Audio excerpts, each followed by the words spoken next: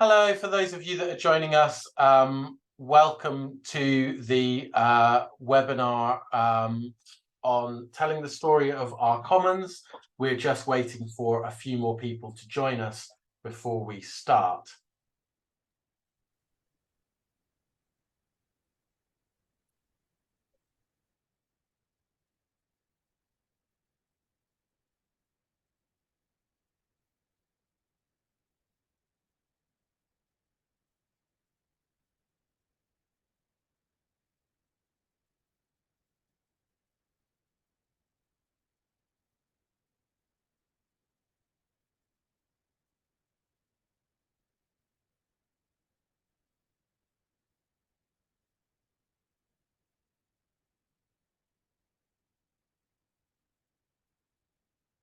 Hello to everyone that's just joined us. We're just waiting for a few minutes for a few more people. We have a few more sign-ups, so we're just waiting a few more minutes for a few more people to start, and then we will get going with the webinar.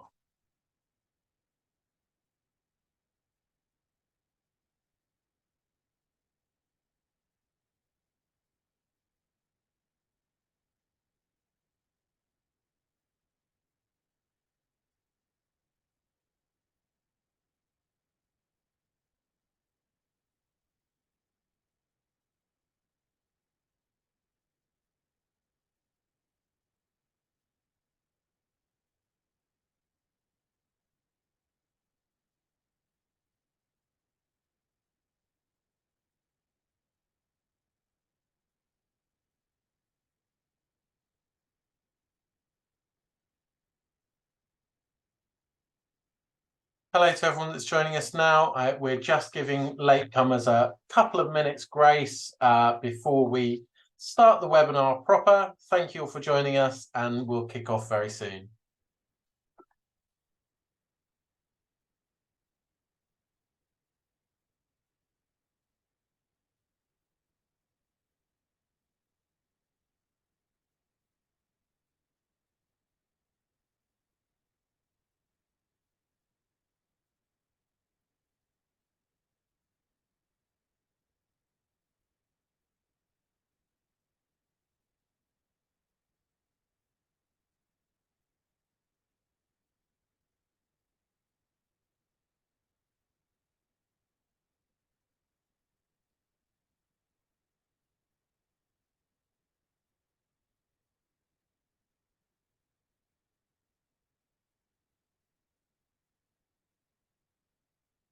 Right, hello everyone, and welcome to this webinar on telling the story of the commons. There may be a few more people joining us as we start, but hopefully it will be obvious to them what's going on. And I think we've given people long enough to join us. So hi, my name is Sam Carraway, and I am the project manager for the Our Upland Commons project. One of the things that has been really clear to me as part of this project and getting to know the world of commoning increasingly through the project is just how passionate people are about talking about what they do. But alongside that, also how actually often, sadly, still quite ignorant or unaware of the world, the culture, the history of commoning, and the way that the farming systems on uplands work. A lot of the general public can be, although often also very keen to find out about those things. And that's a real opportunity for us, I think, because I know, along with myself, many people in the commoning community will feel that now is a time of quite a time of sort of worry and threat for us, really, with changes to agri-environment schemes, with various different pressures on commoning. And the more the public and policymakers can understand the value of what's going on and can care about and be passionate about commoning, its history and the benefits that it can bring today, the more chance we've got about sustaining these ancient models of land management that can also give real benefits in today's society. So that's why we thought it was really important to talk about telling the story of our commons. that's going to be the last kind of bit of talking from me, because we've got some really great speakers, commoners, farmers, artists, who are all in some way talking about and telling the story of commoning or farming to that wider audience. All I will just add is that these webinars are recorded. As an attendee, you can't actually speak in these, so what we ask you to do is to use the Q&A to put in questions. There will be question sessions. We do 2 speakers and then a joint question session for each 2 speakers. Please put your questions in the Q&A. Obviously, those questions will then be asked, so only put something in there that you're happy being read out in a webinar that's going to be going on to our YouTube channel. You can also go into the Q&A and upvote other people's questions. Sometimes we get more questions than we have the time to answer. So if you see a question you'd like answered, please go into the Q&A and vote it up. I would also say that there's 2 things. There's the Q&A and the chat. Please use the Q&A for your questions. Use the chat if you've got any technical issues. If you can't hear or there's any problem seeing the slides or anything, pop that in the chat. Keep the Q&A for your questions. We are just going to, Kira, could I ask you to launch a poll, please, for us, which is just so we can have a chance to find out who is here and what their backgrounds are, which is really useful for us when we're thinking about taking these webinars forward. If you could answer that poll, it then makes it go away from your screen, and it also gives us a bit more information about what's about who's interested in the content that we're putting in place. So thank you. I will now go straight on to introducing the next talk. Claire Brayburn, our project officer from the Yorkshire Dales, will be talking to John and William Dawson of Bleak Farm, Ugborugh, who have been involved in a whole number of different sort of public events and ways of reaching out to and telling the story of commoning and upland farming in general to a wider audience, both through our project and on their own bat as well. So I will hand over to Claire and John and William Dawson. Thanks, Sam. Good evening, everybody. I'm just going to share my screen. So bear with me. Okay, so I've got John Dawson and William Dawson from Bleak Farm with us. John, could you turn your lovely video on for us so we can see you, please? Oh, we tried. Tech support turned it off. We didn't turn it back on, please. So I'll introduce them both while they're just working on their video. So John and William are from Bleak Farm on Ugborugh, which is in the Yorkshire Dales. I'm the Yorkshire Dales project officer, as Sam suggested, and we're going to go through what amazing events we've been doing over the last, well, sort of year of life on Ugborugh and within the Yorkshire Dales. So first of all, I'd like to ask both William and John, okay, commoning is very different to your traditional farm setting. Why do you do it? You want to go first? Well, I was going to start by arguing that point, actually, because I think commoning and traditional farming goes quite well together, because the use of the common is very extensive, very low inputs, and it's quite a traditional way of farming without using a lot of inputs and fertilizers, things like that. So it works together with the landscape quite well with your lowland farm, and you rise up to the common. Yeah, for instance, Ugborugh is 3,500 acres, which is big to some, not so big to others, but it's integral to our little family farm. There's 12 farms that graze it. The sheep are hected, which means that each farm has its own part of Ugborugh, despite there being no fences. And this dates back to the commoning, to the Enclosure Acts of the 17th and 18th centuries. And if my great grandfather came back now, who used to farm here, he would instantly recognise what we're doing on a gathering day. So the reason we do it is because it gives us more room in summer.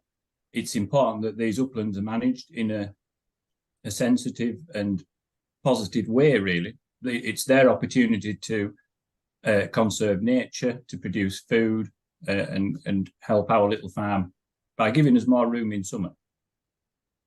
More room, interesting. Absolutely. Sorry, you've also got to remember there's a huge amount of cultural heritage goes on on a place like Ugborugh. And an awful lot of partnership working, which is why we do what we do together. So the first slide I wanted to show everybody was an event that we do on Twizzleton Barn, which is one of John's barns that we have. And it's the second year now that we've run this. It's a Meet a Commoner event. How did this event come about, and why do you think it's worthwhile? It came about because of Foundation for Common Land wanted to engage with public, and they asked us what if we had anywhere that would work quite well. We have a little shed that's halfway around Ingleton Waterfalls Walk. Some of you will know that. It's 4.5 miles of scenic beauty because I've read the sign, and it goes right past our shed, and there can be up to 1,000 visitors a day walk past our little farm there. And so it's an easy and simple and straightforward way of engaging the public by opening our shed doors, putting exhibits of livestock, things like the vets come along and do a little bit about dogs and dog management, how to look after your dog in the countryside. And it's called Meet a Commoner. We all have little badges on saying I'm common, meet me. And it works. It just works very well because you've got people who have walked for 2.5 miles and they want to engage with what we're doing, because you don't get people who want to spend all the time in a shopping centre walking around the waterfalls. You get people who want to see what's happening in the countryside, who's looking after it, and how. Absolutely. And certainly from me being part of it this year, the amount of people who were, like you said, very engaged in conversations in all weathers. So they were quite prepared to come and have a conversation, get out of the rain and enjoy what we were showing them. And also we had Cutdale Wool down, didn't we? And we just engaged the local people as well. So it wasn't just Meet a Commoner. There was a whole community there as well of people, and everybody sharing those experiences. And I think that's what's worked really well as well. Yeah. Okay, so my second slide is about the John Muir Awards. So the John Muir Awards are for children to explore, discover, conserve nature. And part of that within our project is to get a number of awards to these children. And you graciously allowed 32 children onto your farm this year. What activities did they take part in, and why did you agree to this visit? I think the 32 children was just a nightmare for the teachers. Keeping a head count must have been absolutely terrifying. We agreed to host the visit because I'm convinced that education is key in all things, and I'm also sure that the gap between how food is produced and who produces it and who looks after the countryside and those who eat food and visit the countryside is far too big. It's huge.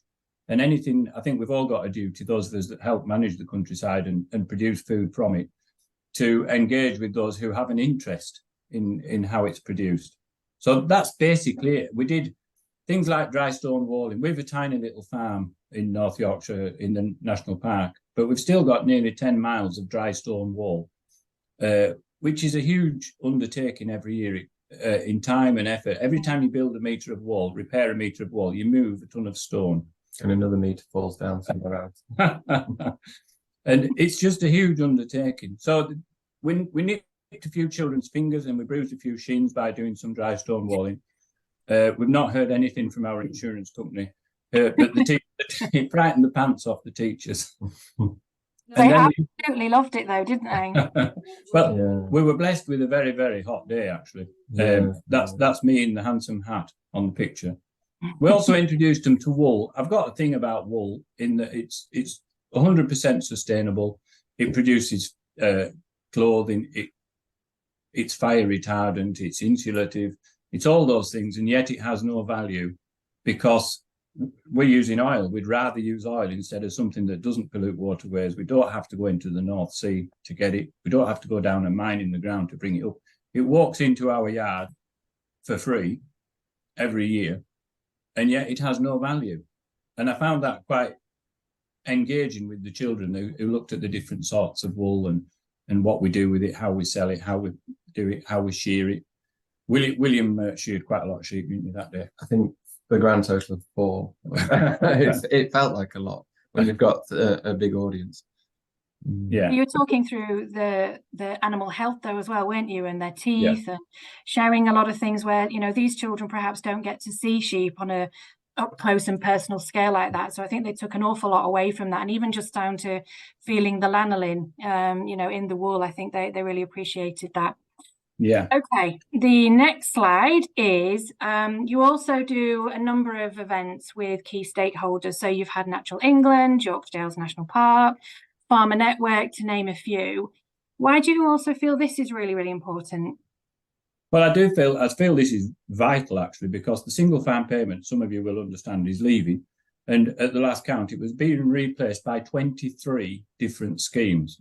There are now 14,000 National Trust employees helping to manage that. And we have a really good working relationship with the National Park.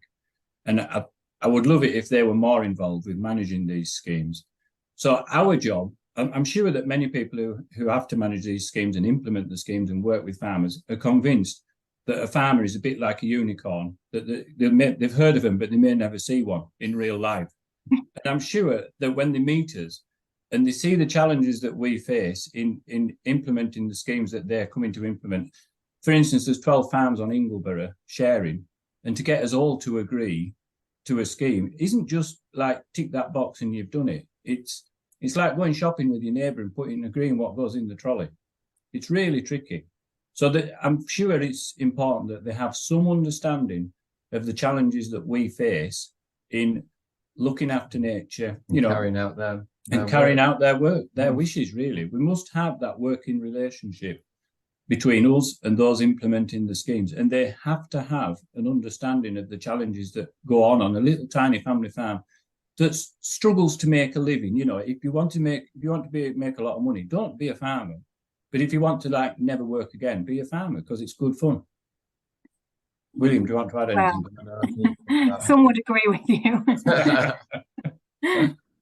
Okay, thanks. The next one is okay. Oh, so no. Sorry, William. You said you wouldn't do this. Yeah, I'll have to pay you later. So you filmed a year of common stories on YouTube for us, and if anybody's not seen them, you must go and have a look at them. They're gritty, they're entertaining. It's a lovely reportage of upland farming life that our Rob and Harriet Fraser from Inspire Nowhere have brought together for us. What will the viewers watch, William, when they see these gorgeous little films of yours? They'll watch, I think, about a year in what is my life, actually. Take them through lambing time, into spring work with the sheep, going up on the fell, bit of hay time in the summer. And I think we do a bit of dipping and shearing. Yeah. It seems a long time since I did it now, but I think I blocked it out of my mind, this whole thing. I haven't seen them, but I assume they're all right because they'd be well edited. I can't believe you've not seen them, because they really I couldn't bear to watch them. I've not seen them either. I'm going to watch them tonight. But why did you think it was important to actually do that filming? Because anybody could go with a GoPro and film, but you decided to do it over a year. Why did you think it was beneficial for people to see what life is like on the fell?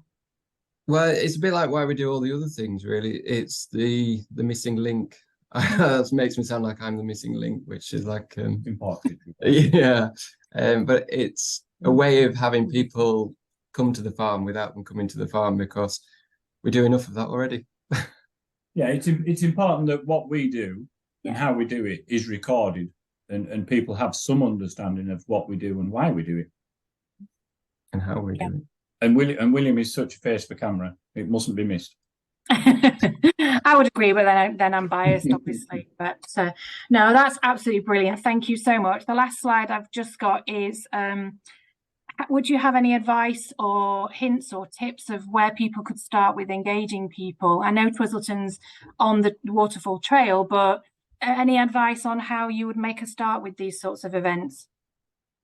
I would contact your school, your local school, for contacts, really. I think that works very well, because they're often looking for things to do at a school, and get people out of school and onto farm is quite a challenge, really. And it frightens the pants off the teachers, but the children love it. And it's such a way of educating. It's a practical, hands-on thing. So I would start with the local school, primary school, middle school, anybody that has an interest. Because they'll tell their parents about it, whereas their parents wouldn't tell their children about it. Yeah. It's the same. I mean, there is the Open Farm Sunday thing, isn't there? That's held every year.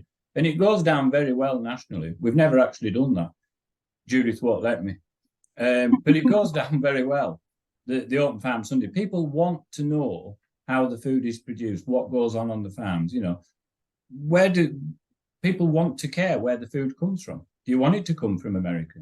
Or do you want it to come from a family farm in this country? So, I would start with the school. I think it also helps with being very open-minded yourselves about what may happen when people come and engaging people and, you know, what might come from that, because it's not just one experience. But I know even just working with you these past 6 months, things have grown and developed and, you know, you've diversified and things. So it's just basically, you know, jump straight in and have a go, isn't it, really?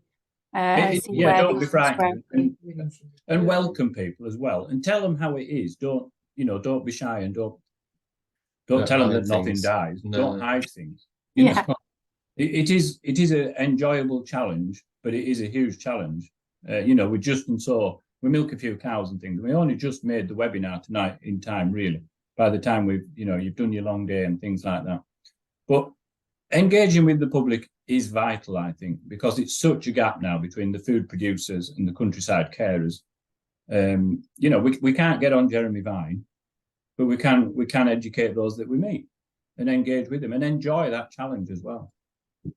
Yeah, agreed. Thank you so much. We are going to have to move on now, but really appreciate you chatting to me. 15 minutes, I was told. No more than 15 minutes. Yes, I think we're actually to time as well. So we've done it. Thank you, John. That was really great. Thank you, William. Really appreciate that, and really great to see some of the work that you're doing there. And I know actually that's only scratching the surface of the work that you do to reach out as well. I know there is more as well, and more to sort of build that kind of community of understanding in professionals as well, which was interesting to see also, because as you say, there is that really valid point about, do those who are actually writing these schemes have the on the ground understanding of what that looks like in real life as well? And that's another big part of it, isn't it? Which I hadn't thought didn't know we were going to be hearing about. So that was really great. Thank you. Will, we're going to move now to Will Dracup from Shallowford Farm, who's going to be talking about a bit about what Shallowford Farm does in general, but also particularly about their Farm to the City event. Will, hand straight over to you. Thank you. Brilliant. Thank you very much. So I'm William Dracup. I am farm manager for Shallowford Farm, which is based on Dartmoor, and we have been running, or the farm has been running for around about 47 years. Taking inner city kids and showing them the delights, which is Dartmoor, the countryside, farming environment, all of those things in one go. And it's amazing how much people love connecting with the countryside and having that connection, that relationship with a place, and it's really, really powerful. So how we wanted to connect more people, and we've had a connection with Battersea in London for many years, ever since. That was how the whole Shallowford Farm concept came about. Was the ladies who set it up had a youth club in London and realised there was like this disconnect from nature, farming and the environment, and set up Shallowford Farm to enable a lot more people to access it. So a couple of years ago in 2018, I came up with an idea of doing a pop-up farm in London. So we did one back then, and again this year post-COVID, I'd forgotten how much of a great time it was / nightmare to organise. So I decided that we ought to do it again, and that's how it all kicked off, really. So I've got a few slides just to talk you through the slides prove the event, really. So it was called Farm to City, Dartmoor to You. and it was connecting communities and changing lives, which I think is a lot to do with commoning, to be honest. And it's connecting from one community to another. And as part of the process of this, we were also connecting through commons. So there's a lot of commons in London, and there's a lot of commons on Dartmoor. So we were, or Tamsin was in particular, talking a lot about how the commons have their common differences and what they do have in common between them. So it's a really interesting project. It is a slightly crazy project as well.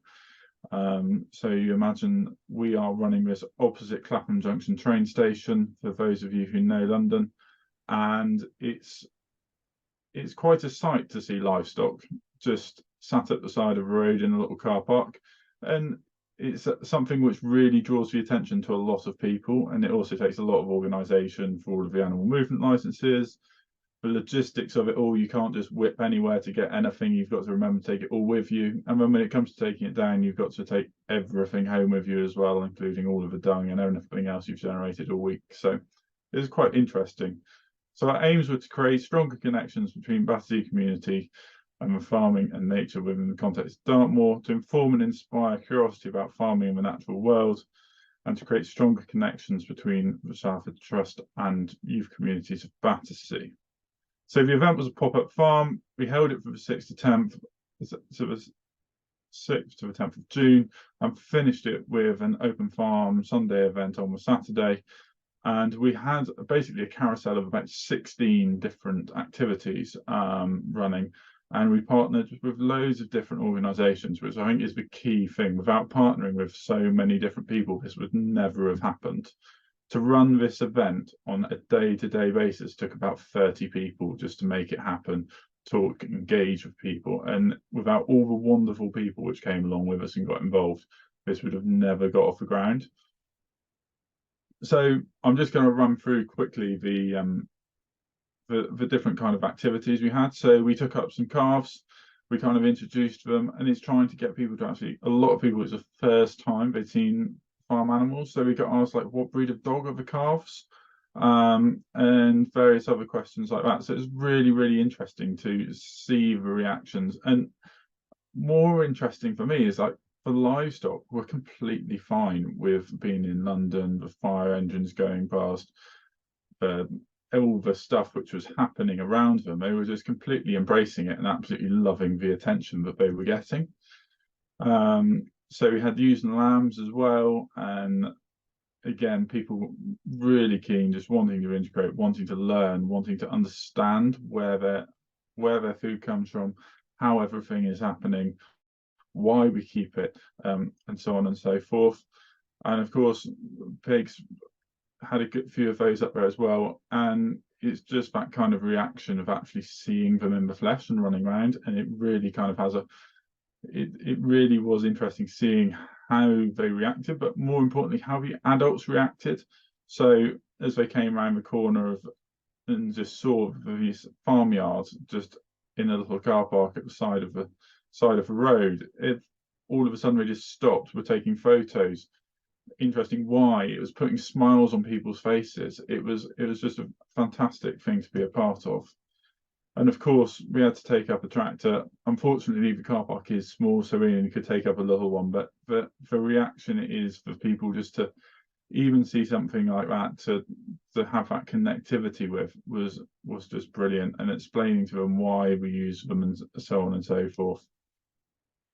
We're also partnered with a charity called Waste Not Want Not Battersea, and which is a fantastic organisation which basically takes waste food out of New Covent Garden Market and then cooks with it and then redistributes it to those who need it. And as well as that, they're doing a lot of composting and making sure that nothing actually goes to waste. So they did quite a large piece of work for us on the compost side of it. But more importantly, they kept us all fed and watered all week, which was fantastic, because not only with the livestock had we taken up the livestock, we'd also taken up farmers throughout the week. to come and help us and talk about the story and talk about why everything is important to them. And that is really, it was really powerful to take a lot more than just me up there, but other ones to chat. And it was very good. And we also had very giant, I'm not going to say too much because I don't want to steal Naomi's thunder for later, but with another fantastic project which was really well received by the kids, explaining what was going on. So we took up like wildflowers and pollinators, and one of our neighbouring farms very kindly went and cut various bits of their prime hay meadow and put it in a fish tank. So not only could you see what was going on, you could also see the rose pasture, root structure, and try and give a far greater understanding to what habitats actually are. And to see this in a room in the middle of London, I think was really engaging for some of them. Of course, we had apple pressing because kids love doing things. So smashing up a load of apples and squishing them and watching juice pouring out, it's just a really fun thing for them to get involved and hands-on to actually understand how you take something and another product comes along. We took some wool and Anna, and she was fantastic, brilliant, spinning wool, really engaging. And what we were doing is every 5 minutes, the kids moved on from one activity to the next. So they'd come in for a morning or an afternoon session and they'd see a minimum of 15 different things, which is what I'm running through. So it gave them a really broad perspective in half an hour or in half a day of what was going on in various different zones, which is quite logistically quite fun. We also had like the local council there doing pledges about the environment. We also took up some chicks, and so we had some day-old chicks. We took poultry up, and it was just really interesting to see how people reacted to it and enjoyed seeing it. And it's just giving them a completely different experience that they would normally have.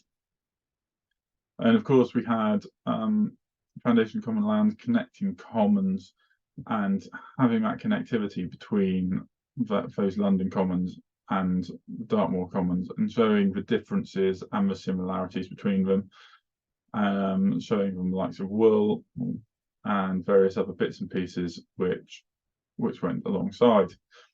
We had South West Peatland Partnership there as well, showing from what's going on with peatland and how that work, what difference it makes, how you can slow the flow, jugs of water, all of those kind of things. Another really interactive stuff. Pouring away, we had the Dartmoor National Park Authority pop up as well, and doing various different things around about what to expect from Dartmoor and what senses, what feels, all of those types of things. We also have Butterfly Conservation, who was a very good partner in this. So we also partnered with them before the event. So we were trying to make more of it for those locally. So they were delivering on before the event at making sure we had an area which is more friendly for butterflies in that local area. I was working with the youth group to do like a dance about butterfly and teaching them all about butterflies and how important they are as well. So it was a really good project which the youngsters definitely enjoyed, and the community art project to go with it. We also had a visit from the Duchess of Edinburgh during the week, which the kids found absolutely fantastic, and spent a long time chatting to her around about what was going on, what they were enjoying, and what they were seeing. And the enthusiasm for the event was something which really came across on that day. And as well as this, we were trying to cover it. How do we cover it wider and further than the event? So we were trying to get into the media and try and expand on that message of connecting people to not only farming, where their food comes from, but the whole ethos of around the countryside as well. So I'll just see. Hopefully, this one will play. We have been given a taste of the countryside this week. A piece of Dartmoor has been transported to London. The pigs, cows, Even chickens have made the journey along with wildflowers, hedgerows and compost. It's hoped it might inspire the next generation of farmers, as Nikki Ford reports.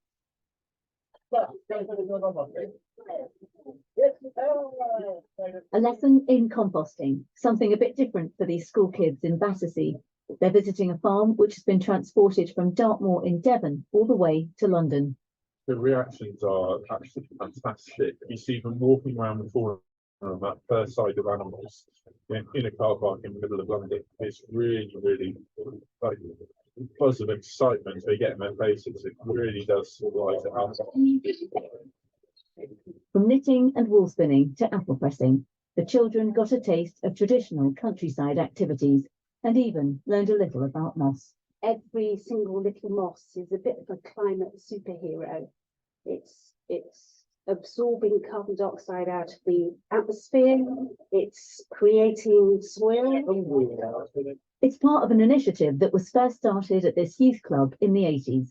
The philosophy then, as it is now, is to give kids from inner city London a chance to connect with nature. And this also includes trips to Dartmoor. It's just a sense of a bigger world. When we look around here, this is just it walls on all sides. When we take to the farm, they look out the window, they can see one house in the valley. So it just opens this sense of big open spaces. So what did the kids think? What's your favourite? My favourite's the cow. Why? Well, they make you. They look so real. They are real. I feel like they're not real, but they are at the same time. It's been busy on the farm with visits from school children all week, but tomorrow it's open to everyone. So catch it if you can before the animals make their way back to Dartmoor for a well-earned rest. Nikki Ford, BBC London. They have been given a taste of the countryside this week. So moving on from that, so there's just a short snippet of some of the coverage we had. So that was on BBC London News, so that got broadcast all over London. We also were on Farming Today. I think we made it onto Spotlight, which is the Southwest News, as well as making a few other publications. So we had just over 1,200 children come through during the week attending, and then at the weekend that opened up to the public, where we had about 870 turn up. So over the whole week we had 2,000 people come through and take part in all of the events, from learning all about farming, commoning, the countryside, environment, that whole mix. And it was just an incredible week. And I think it's really important to give those people that, actually giving them that connection and hoping they'll take that away by learning about the countryside code, how responsible use in the countryside, all of those types of things as a subtle message within this. So hopefully going forwards, when they do come and visit and are out in our brilliant landscapes, they'll know how to behave and how to react positively to what is going on around them. And lastly, I'd just like to say a massive thank you to all of the partners and people who helped fund this, because without them it wouldn't have happened.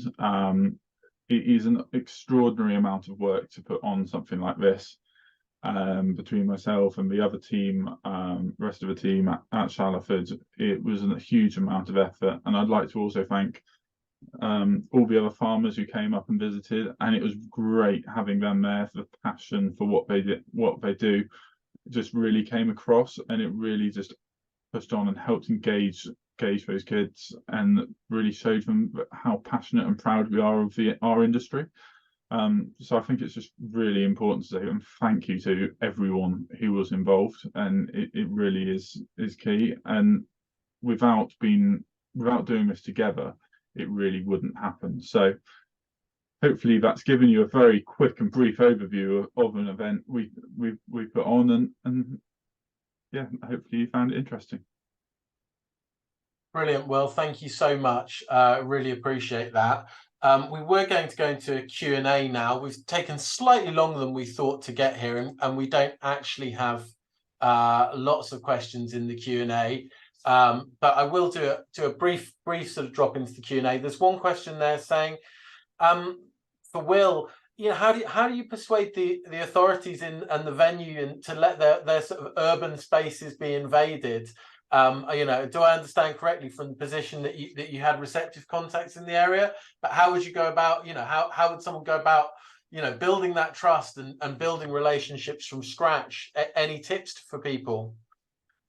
So this is where we've really come into right with this, is because we've got that relationship with Providence House for so many years, that when we come to and say we want to do an event like this or come up with an idea, they're so supportive and engaging behind it. But it was the rest of the authorities are actually really supportive of it when we went to them.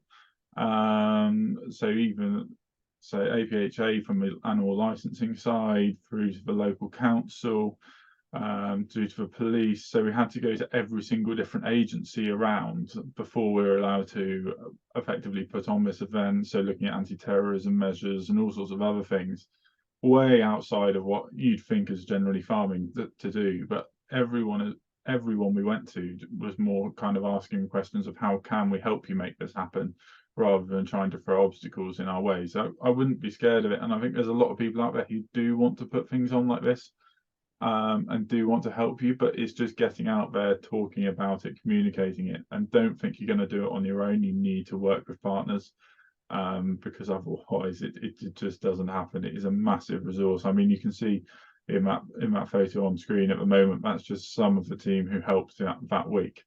And it is a massive undertaking, from, if you just imagine how picking up that amount of people and trying to put them in the middle of London.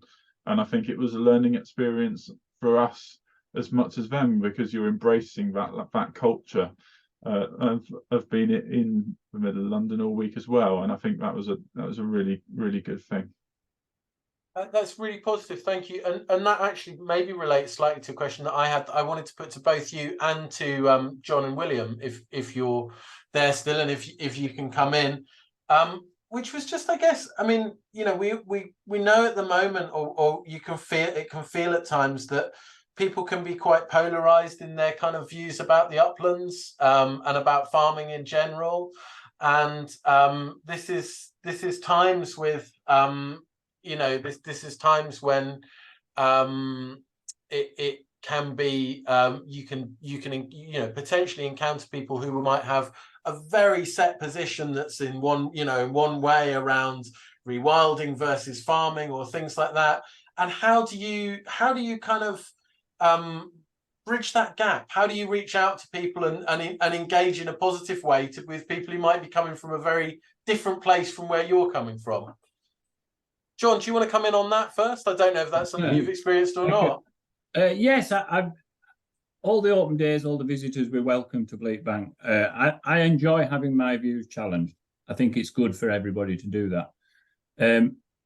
Sometimes you can agree to differ, you know, whether that's football or whether it's farming or rewilding. I try and explain that you can have food production and nature on every farm. That's my view. And I've yet to have that ridiculed, if you like. But I think start with an open mind. If everybody has an open mind and you have an open discussion, they can see your point of view about, you know, curlews don't nest in rewilded ground because there's too much cover for predators. That's a simple one. There's room for nature on our farm, and there's room for food production as well at a modest level. Most people understand that, and they accept that the family farm has much to offer, you know, with your permanent pasture and your uplands and looking after commons and trying to produce food and working and helping in the community. So I think an open mind helps. And some people don't have an open mind, but they still engage. They still come to see you, haven't they? They've come to challenge you. And it's your opportunity to present your case, really, that you are not raping and pillaging the countryside. You are conserving nature. You are producing food. The nation does not feed itself. It has to be fed. Thank you. That's really interesting. Thank you. I'm going to actually, we do have one more question in there. I'm going to I'm going to summarize that a bit because we're a little bit behind time. but just around saying, you know, there are genuine issues on the uplands. This is more about, I guess, a question about management, but you might want to come in on this on some of the stuff that you're doing on Ugborugh, though the question was framed around Dartmoor. You know, there are issues on the uplands. How can commoners around nature and other issues, how can commoners contribute to addressing those issues? How can commoning be part of the solution to some of those issues? And I know you're doing some interesting things on Ugborugh about commoning with nature as well as sort of farming with nature, and about habitat assessment and things like that. So I don't know if there's anything you'd like to sort of say in answer to that as well. I would put the question the other way around and just state that what's commoning already doing? Yeah, commoning is part of the solution and has been part of the solution.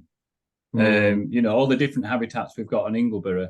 And the farmer-led habitat assessments are sort of proving that, really, that what people want from their commons, we're actually already doing. We might not be doing it maybe as much as we could do, but the habitats are all there. Most of the plant species that we were wanting to find, we've found. So I think really it's about celebrating what's already there, rather than thinking, what do we need to do? What do we need to change? Why do we need to change it? Not every part of Ugborugh. It's 3,500 acres. We've got we've got blanket bog, we've got limestone pasture, calcareous. We've got footpaths that are eroded beyond belief. But not every part of Ugborugh has to be the same. There's time and there's room for different parts to be managed in slightly different ways. But as long as everybody's open-minded about it, they can accept. And that includes commoners. Oh, and including commoners in that, yeah. Oh, yeah, definitely. Because we can be a little bit stubborn sometimes. Farmers stubborn, surely not.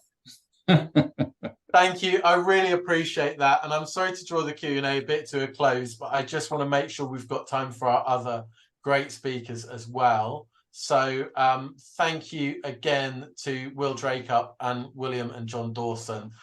Really appreciate that. I'm going to hand over now to Naomi from Art and Energy, who've been running a project on Harford Moor, who will also be talking to John Howell, the owner of Harford Moor, and David Sadler, who is a commoner and chair of the Commons Association on Harford Moor, about how they've engaged with the Art and Energy project on Harford Moor. So I will hand over to you, Naomi. Thank you. Yeah, thanks, Sam.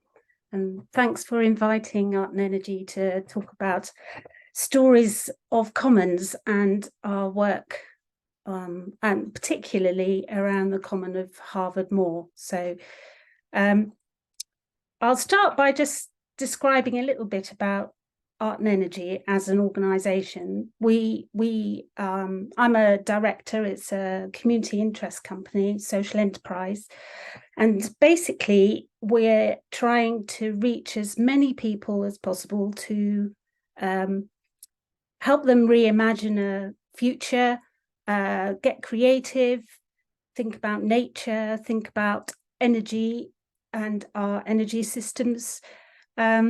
But we specialise in co-creation of artworks that made by many hands, by smaller communities or by people living all over the UK and beyond. And that's best illustrated with a project that we did in during COP26, where we got more than 20,000 people to make moths. They were inspired by the charisma of moths, with a project with a poetic title, Moths to a Flame, that had a whole story to it and a whole different way of engaging people through the nature, through the technology, through our draw to energy and power, through our own self-destruction, if you like. But on the whole, we enabled more than 50,000 people, all sorts of people, to speak to those that were negotiating at COP26. And I just said briefly about that because it was while we were there in the Botanic Gardens during COP26 that we noticed the tiny plants, the mosses, and the ordinary folk and the negotiators coming to visit, constantly talking about carbon sequestration, obviously the climate emergency, everybody trying to do their bit, cross-sectoral, if you like, initiating all that sort of conversation that they wouldn't have otherwise had, perhaps elsewhere in Glasgow. Anyway, that all set up a project called How to Bury the Giant, where the giant is the giant of our times, the carbon giant, the climate emergency, and the way that we might try and bury that giant is through these tiny little mosses, and the management, if you're talking common land stories, the management of the commons, the way of engaging people in that story, they're up there in those wetlands, are areas of peatland that are holding so much of that carbon underground. And we're trying to also create our new mass participation artwork called The Mossy Carpet, which you saw a photograph of at Farm to City, based on a bit of Dartmoor fleecy felt. So it's originating from the land and reflects that story as well. So on Harvard Moor, we have had 2 or 3 events where we've invited people that have ranged from school children to Plymouth inner city community groups to commoners, John and David, specialists, moss specialists, peat specialists, archaeologists. We've invited loads of people to exchange ideas, to get involved in the restoration of small areas of exposed peat up on the mire at the top there, in various ways. One of the ways has been through growing moss from that common, trying to grow it at home or in school, placing it in little fleecy nests from the fleece from David's sheep, and then planting them back in areas. The engagement of those groups was, I want to say was perfect, but it was involving, and it was involving for such a wide range of all those interests that attended, and there's information about it there, but I won't dwell on that. I'll talk about the sort of way of promoting an event. You know, this, instead of it being a walk to look at how Harvard Moor is managed, it's a creative picnic. It's an event that involves lots of different interests, and it ends with, halfway round there's tea and cake, and there's all sorts of ways to get making and pauses for people to show their interests and enthusiasms. And this is the moment when perhaps bring John and David into the conversation. So up on Harvard Moor, on that first event in the rain, when we were new, as it were, we'd met a few times, but we were basically really experimenting and being quite risky, we thought. What did you enjoy most about that? What did you get from it, do you think? I'll go first on that one. I think I think it was a different group of people that were showing a surprisingly different interest in something which probably isn't that well thought, is not publicly well sort of thought of in, I don't mean thought of in terms of its value, but just people haven't thought of it in wider society. I think the fact that that we do recognise as a nation that the moors do store a lot of carbon, but to use wool in that way is at least it had a use that year, that's for sure. Yes. So that was quite interesting, but it was just it's a different type of interest. you know, in the past it's been about biodiversity and that sort of thing, which is obviously important as well, but that was quite interesting. And I think it's also interesting to see other people's perspective on the moor. We're so embroiled with the day-to-day management and the conservation and grazing and this, that, and the other. That's all we see. And we worry about the erosion and the pressures and everything. And we often think, well, nobody else really appreciates this. And from down below, people look up and they see the moor and they think of it, or they seem to think of it as a kind of playground where they can go and run their dogs, and dogs can chase sheep and all that kind of thing. But this was a good way to make people see that there's a real value in the moor, and to interpret to them something that we don't really have the skills to interpret. We can explain what peat is, but not in an exciting way. So it's good to see other people's perspectives and understanding in a really, to us, quite an extraordinary way of looking at what to us is the mundane. Yeah, well, for us it's all very exciting, and I think creatives, when they're finding out about the way land is managed and the science and some of the facts that we pick up, we just want to absorb so much to share it then in a different way.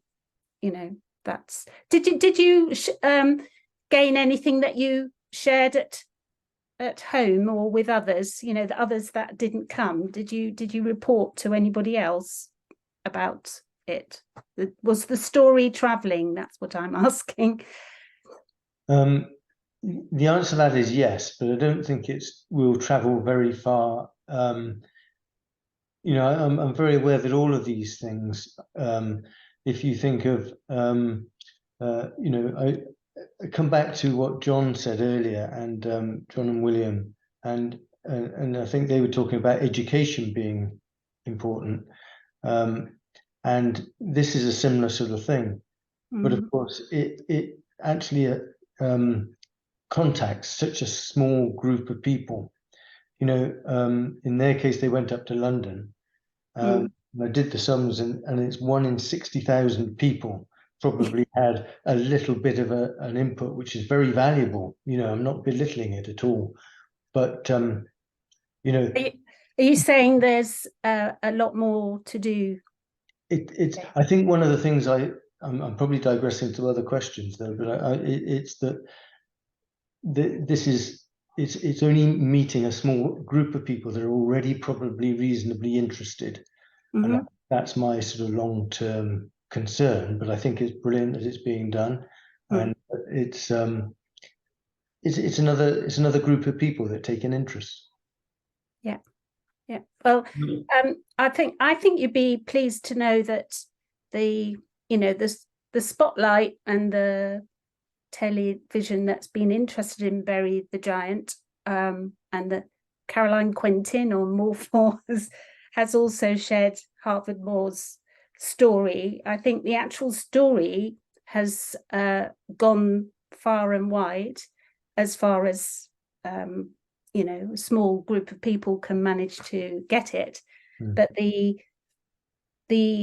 influence that immersion and direct contact with nature and talking directly to a commoner and a farmer and a owner and a peat specialist is a different sort of experience. So I think personally that it's the deeper and the wider you can actually manage to take something, obviously the more you can influence and share that story. But John, you were going to say something, and then I'll go on to the next slides. I interrupted, I think.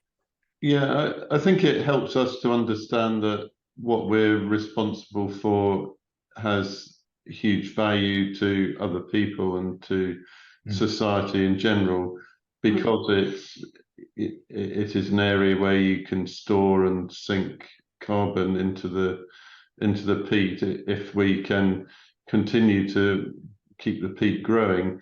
So that's really valuable. I think, as David says, that's not as widely appreciated by society as perhaps it needs to be for the future.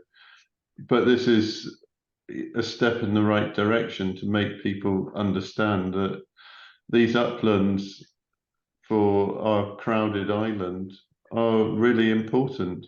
And we've really got to maximize the use of them to benefit society as a whole.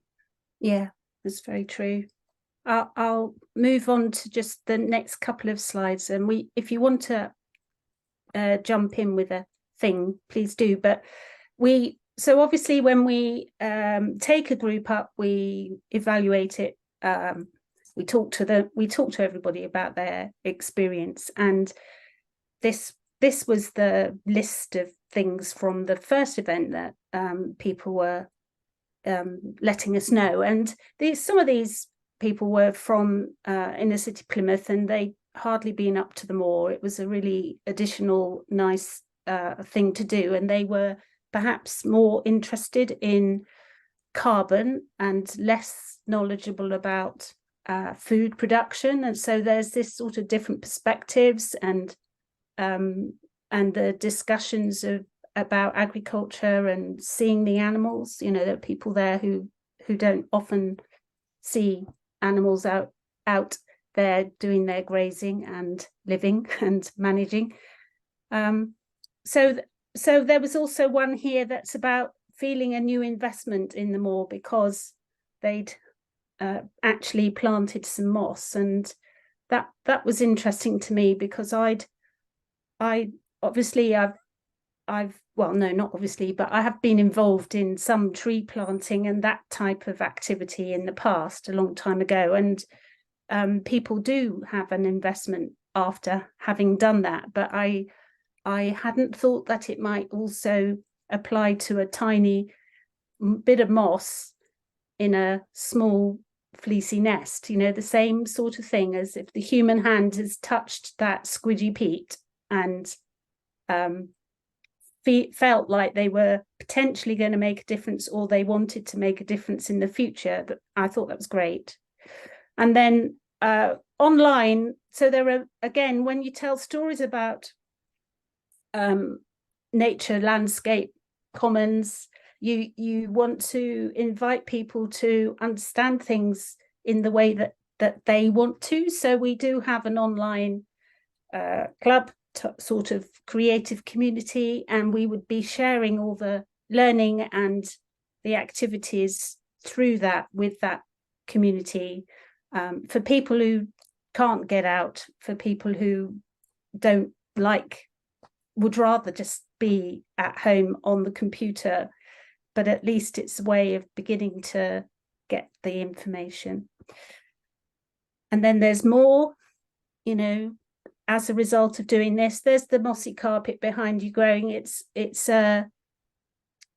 multicolored, it's using upcycled wool, but it's always starting by looking at mosses and understanding that they grow in the pavement as well as up in the moor, and that everybody, wherever they live, can find some and appreciate it, understand what it's doing for the environment.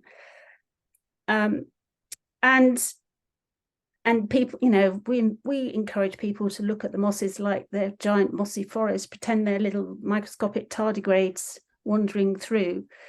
And this quote here about somebody who was helping and supporting one of our events, she doesn't consider herself a creative, but having seen how we can mobilize a different sort of cross-sectoral approach, she saw the benefit of thinking a bit more outside the box when putting on events.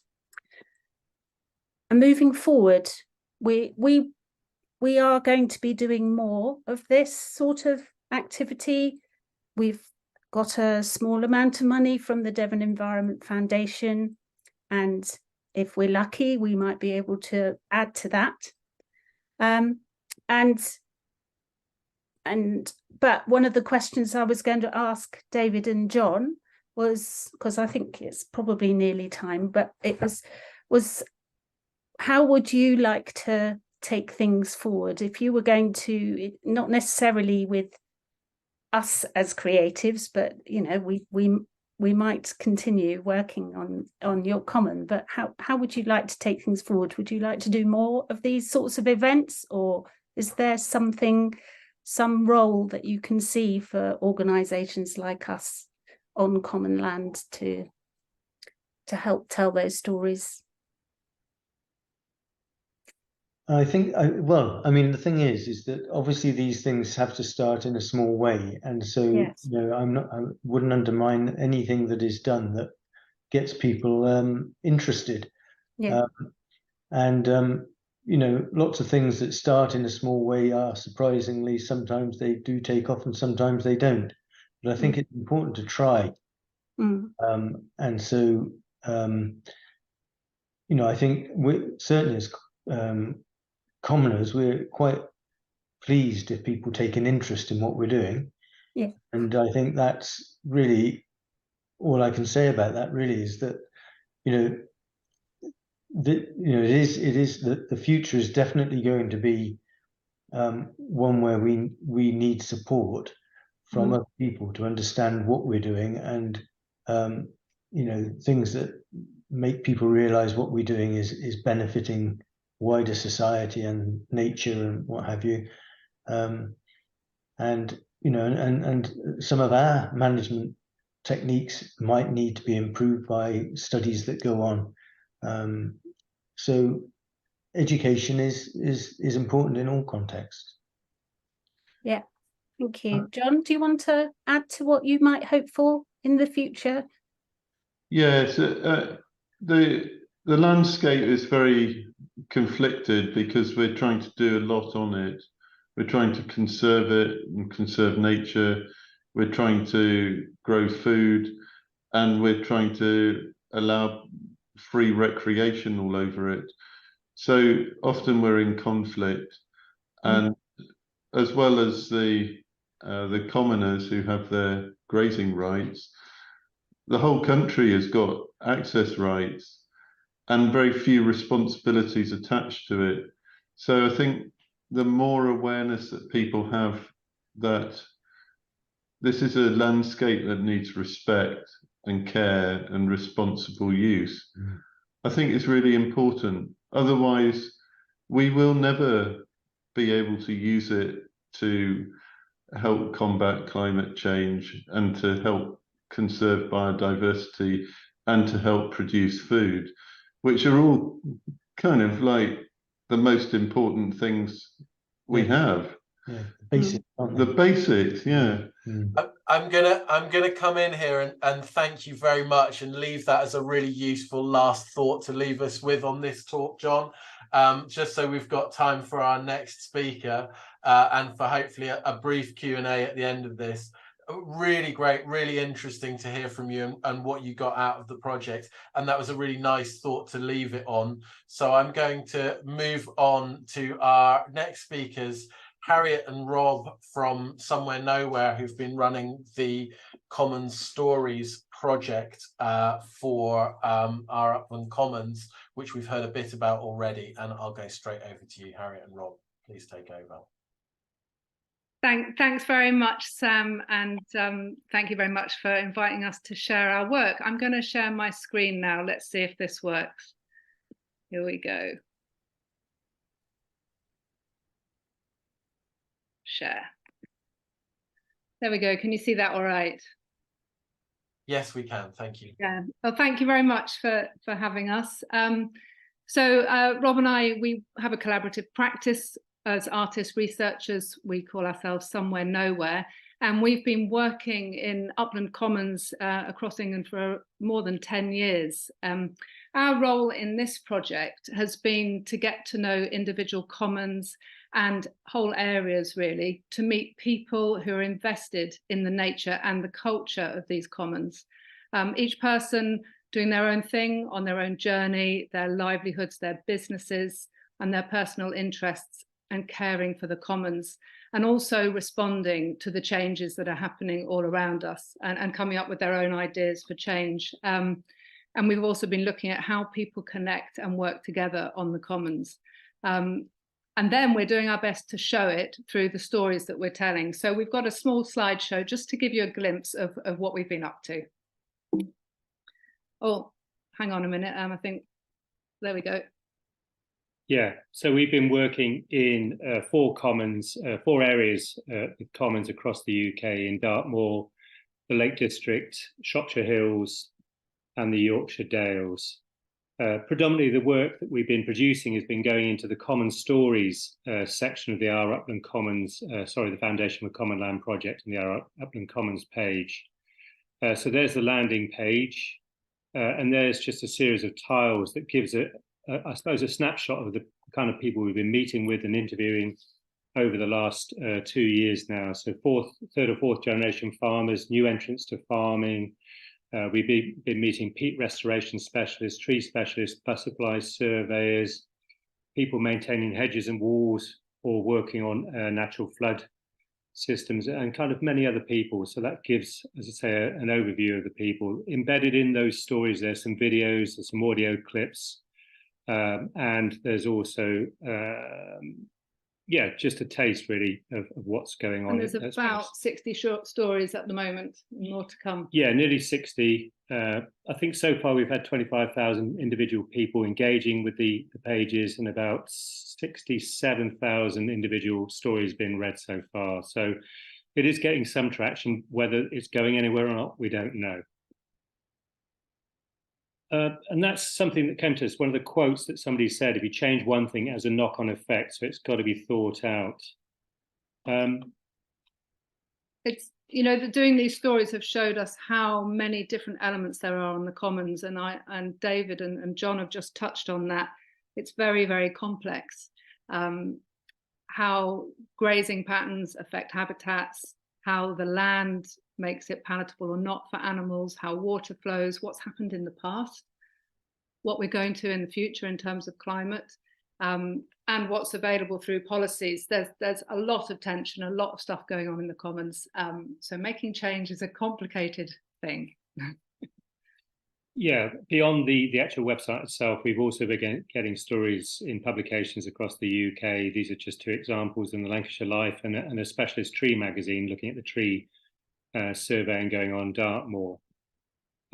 Just a run through of some of the graziers we've kept in touch with closely over the 2-year period. You've already met Will on Ugborugh, John Hayway and Clew Liberty Common in Shropshire, Tess Hallett and Stapley Common in Shropshire, Craig Fearon, a new farmer who's just he's just started working on a farm in Borrow in the past year. Richard and Lisa Gray on Holm Common, Dartmoor. Darren and Helen Penner, Oakhampton Common, possibly the highest farm in England, we think. And Samuel and Lizzie Weir, who farm in Ennerdale, and they work quite a lot on Kinnerside Common nearby. But it's about people as well who have been in touch with the commons. So it's not just the graziers. There's a lot of other people we've met with as well who've been sort of have an attachment to this place. To do with their land, their habits, the culture, and being hands-on. I think that's really important, that people have been hands-on in these spaces. So it's good to get their voices from a cross-section of those different people attached to commons. This is just a tableau of Harriet interviewing people.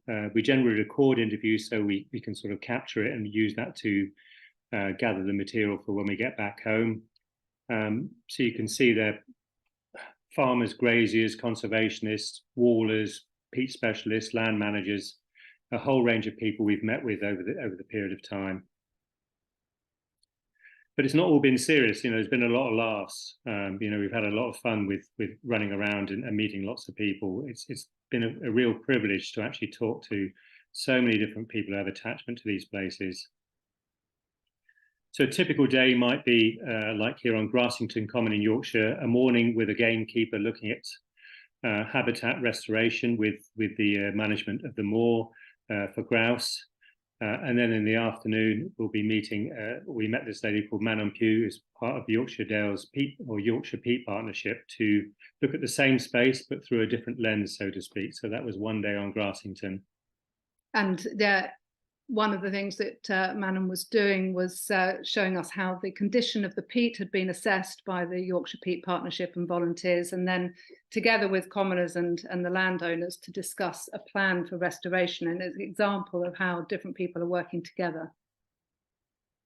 And then again on Clee Liberty Common in Shropshire, a morning spent with a team of, well, a butterfly expert and a team of enthusiasts looking at green hair streak and small heath butterflies that we found on a really cold day. That was in June, but it was freezing, but yet we still found these butterflies persisting in that area. Then in the afternoon, we went up onto Clee Liberty Common with John Hayway, one of two graziers on that site, to talk to him about the site and for him to show us around the landscape that he was managing. I mean, of course, the conversation also went on to butterflies. What we'd learned in the morning, he could then sort of feed into his thinking and how he was relating to the space. That was an interesting day there. So I think with Rob as a photographer, it's inevitable that as we tell these stories, the land comes into the picture, but we take ourselves off for walks as well, so we can get a feeling for the quietness of the place. And a lot of people flock to these places because of the solitude and because of these wide open views. So we try to bring that in as well.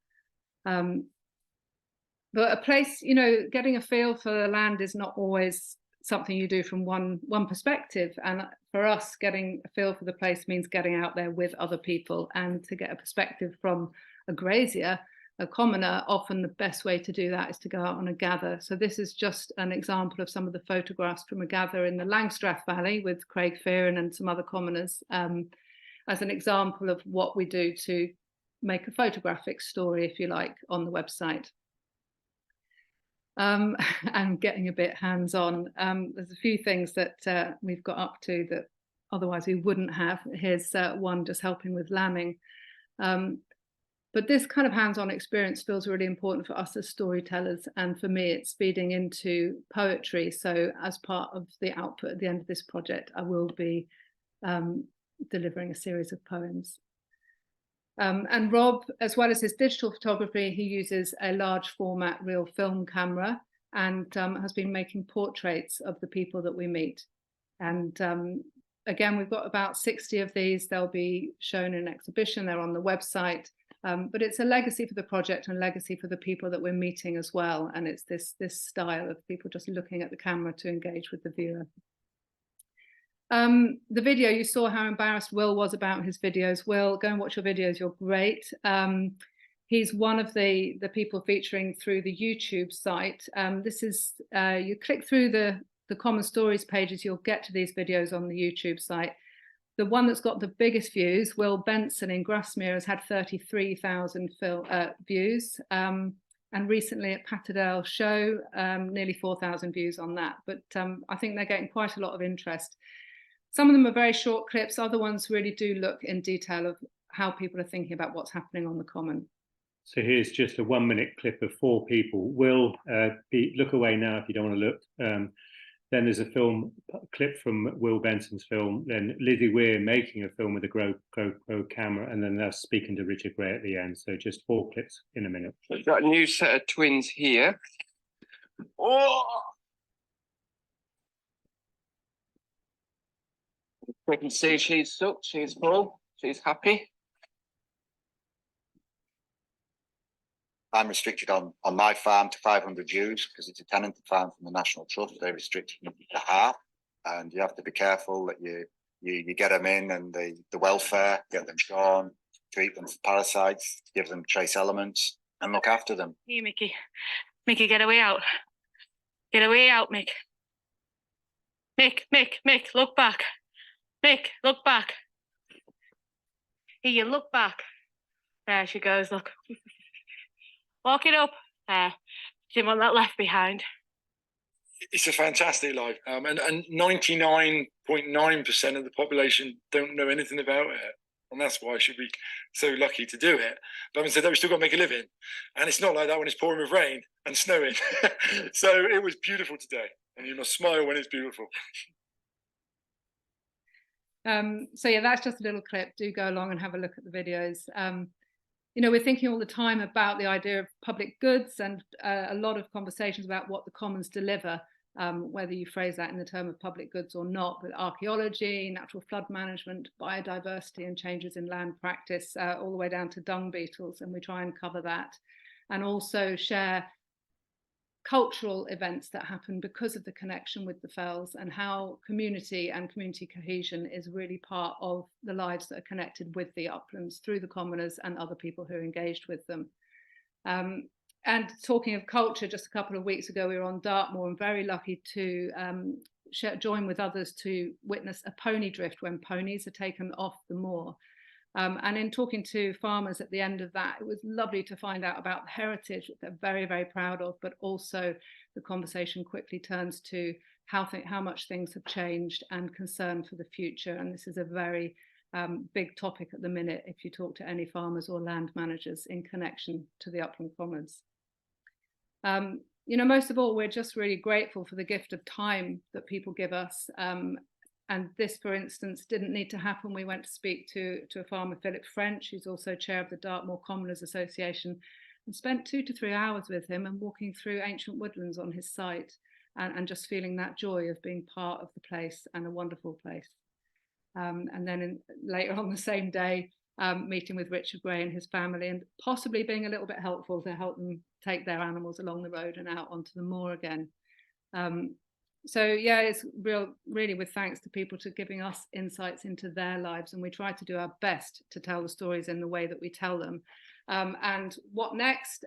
Well, as I mentioned, we'll be building up to an exhibition next year, and also a symposium to talk about what happens on the commons in the next 100 years. So the planning for that will start for real in January. Yeah, and we're also looking at other areas to place the stories as well. So we've got a great wealth of material. You can imagine that we've heard a lot from a lot of people over these 2-year period.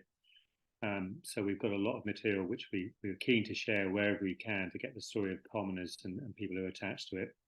Yeah, so thank you very much. Brilliant. Thank you ever so much, Harriet and Rob. Really appreciate that. I'm going to go to the Q&A and ask a few questions from there, or comments that we've had in there to share with you. But while I'm doing that, Kira, could I ask you to launch the final poll, please? And could people please have a look and answer those questions that come up on there, because it's really useful for us just to have some feedback from people about our webinars. So I really appreciate that. So a few questions in the Q&A, which is for both Harriet and Rob and Naomi and John and David. So if we could have those people back on as well. First one, not so much a question, but a comment really about the Art and Energy project, perhaps having reached people who are already slightly interested. This creative project and these other commons related stories has resonated in other areas of the country. More and more people are looking for a sense of place perspective. Any engagement of people with the landscape can only be positive. Really great comment. I don't know if you want to respond to that. I think people that turned up for the events on the area that I was talking about, the Harford Moor Common, have their feedback has only been positive, and their depth of experience, enrichment of understanding has only been good. And many of them have actually been from places where they have hardly come up on the moor at all. There've been people who live in the most urban bits of Plymouth who haven't got the funds to get themselves out. So actually, you know, it's reached all sorts of people. But I totally agree with that comment. Thank you. An offer here as much as anything for Rob and Harriet, saying do come and visit our native wilder fell ponies, as traditionally hafted herds of breeding mares helping great on the common with other graziers. I know you have been doing. Am I right in thinking you did get to a pony gather in the end on Dartmoor? Was that? Yeah, that was on Dartmoor, but that's a lovely invitation. Thank you, and please do get in touch with us to let us know more. Yeah, so you can contact Harriet and Rob through the Somewhere Nowhere website. So I'm sure, you know, if you want to pass on your message directly to them, please do. Thank you. And then a difficult question for you, Harriet and Rob, there. If you're going up on a lift to the top floor and someone asks you, what is a commoner? From your experience of collecting these stories and meeting commoners, what would you tell them? That's a huge question to answer in the time it takes a lift to get up, but we should be asking you go at that. John and David that. They'd probably give I think you should really, yeah. Well, we can. I don't know, actually, David. Do you want to go in with your answer to that first, then, as you're getting that thrown back to you? What would you say? So just repeat the question. The question was, you're going up in a lift to the top floor, and someone asks you, "What is a commoner?" You know, what? How would you answer? Well, because it depends how many levels we're going up in the lift, and whether it gets stuck. Yeah, let's just assume it gets stuck, and I could start. I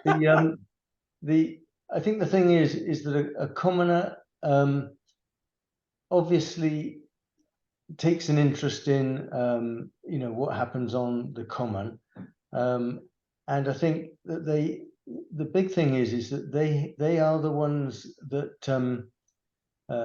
actually make a difference to the future of the common. So although lots of people are interested in the common, and they go walking on it, they take their dogs on it, and they might you know, do all sorts of things which are positive and good, then the actual commoners actually provide the infrastructure sometimes to actually do things on the common. They produce the food and one thing or another, but they can and do change the environment. So we've got to be careful about how we do that and be sensitive to what is required, and you know, keep the water clear and all sorts of things. So the commoners actually are the ones that go in. There's a lot of work that they do, and we produce food and what have you. But I think the thing is that lots of other people do things. Now, I'm not saying that they're not useful or not interested, but they don't actually put much in. They're sort of taking something out. It might just be a feeling or a sighting or an experience. And all those things can then be portrayed and maybe positive away from the common again. But it's the commoners with their farming that actually are doing the work there, that actually means that it can be accessible to everybody. I think one quick way of saying it is the commoners are the only people who are out there in all weathers. Although I can only say that because I've been out there in all weathers as well. So it's only the commoners and the owners who are out there in all weathers, and everybody else only comes out when it's sunny or mild. And that shows the heart of people's interest in managing the land. I mean, a good example of what I mean is say Rob and Harriet. You probably have got photographs of these things, but say a sheep ripped apart, or just a dead load of wool, or maggots, or a farmer coming off the hill absolutely cheesed off because he can't find the sheep that he was looking for.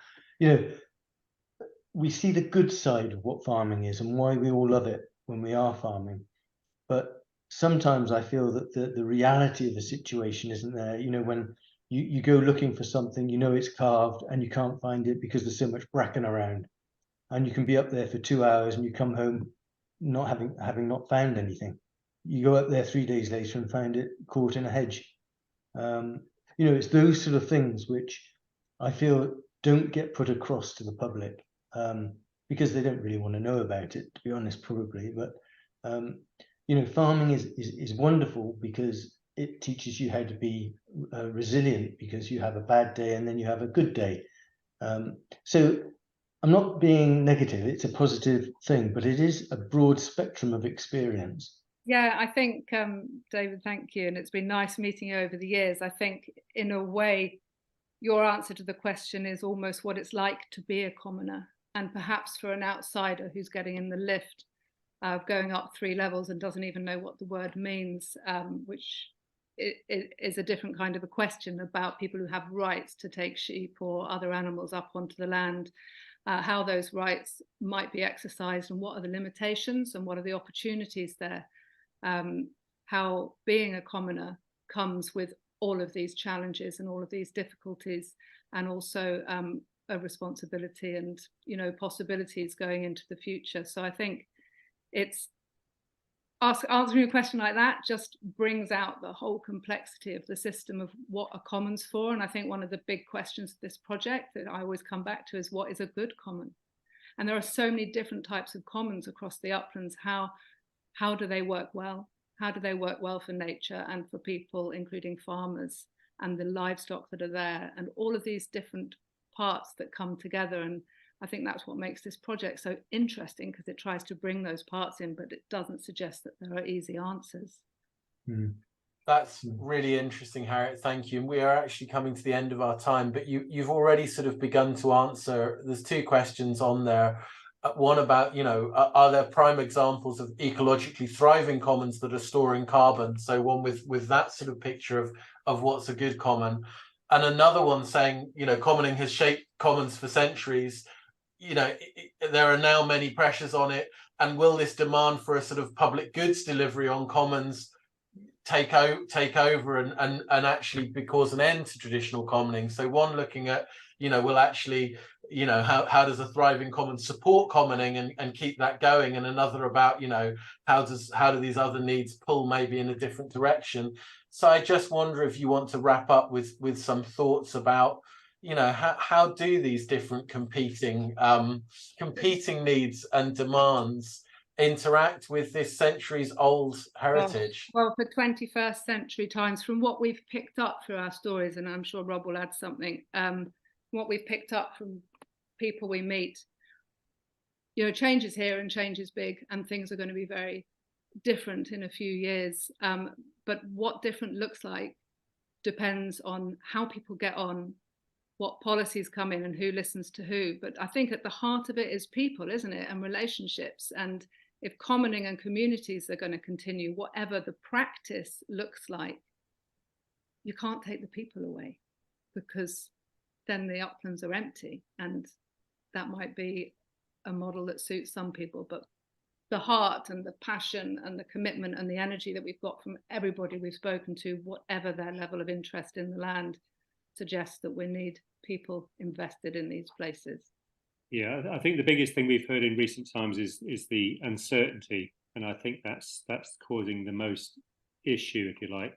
Uncertainty in the new policies that are coming out, how they're going to be paid for. You know, they've been hearing a lot, grazers in particular, about the blended model of private and public finance, but in terms of what that looks like or where that's going to come from, and how to monitor the impact of good practice. Yeah, so it's a really interesting time to be looking at land, but most people say that they're hopeful. I'm gonna wrap it up there, and I'm really glad. That's a nice point to end it on. I'm glad to end it with some hope, because it is, you know, it's a difficult time, and it's also an interesting time, and it's really been really great just to see how much different stuff is going on, to just engage people with this really interesting world, and this really important stories that people have got to tell. So thank you everyone for attending. This webinar will be available on our YouTube channel for anyone that wants to pick up on this, and please do, if you're not already signed up to our newsletter, please do sign up. You can sign up on our website. Please do follow us on Twitter to find out about more talks that we've got coming up. Thank you ever so much, everyone. We've run over by just 3 minutes, but most people have stuck with us to the end, so I really appreciate that. And sorry for anyone whose questions we didn't get to in the Q&A by the end of that. Really appreciate everyone's contribution. And thank you again to our speakers. I'm going to call the webinar to an end now and ask people to leave. Thank you, everyone. Bye-bye. We can now stop recording.